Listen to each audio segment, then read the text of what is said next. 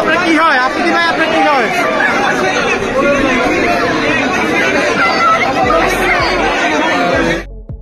আফ্রিদির জন্য অঝরে কান্না করা সেই নারীর পরিচয় অবশেষে পাওয়া গেছে। কেন আফ্রিদির জন্য কান্না করেছিলেন এই নারী? ভিউয়ার্স, পুরো ভিডিওটি দেখে অবশ্যই আপনার মতামতটি জানিয়ে দিন। ইউটিউবার তৌহিদ আফ্রিদির জন্য অঝরে কাঁদছেন এক তরুণী। তার কান্না দেখে মনে হবে এই তরুণী হয়তো আফ্রিদির মা অথবা বোন কিংবা তার স্ত্রী। আপনজন না হলে কেউ এভাবে কাঁদে না।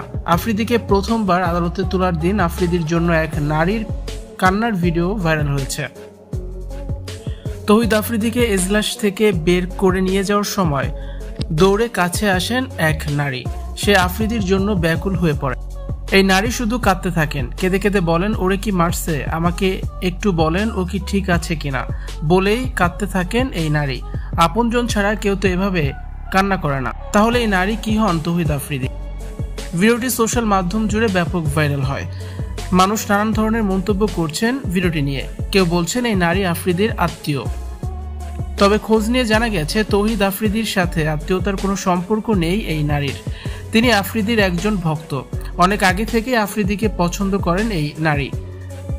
তিনি নিয়মিতই আফ্রিদির ভিডিও দেখতেন। আফ্রিদিকে আদালতে তোলার খবরে ছুটে আসেন গাজীপুর থেকে।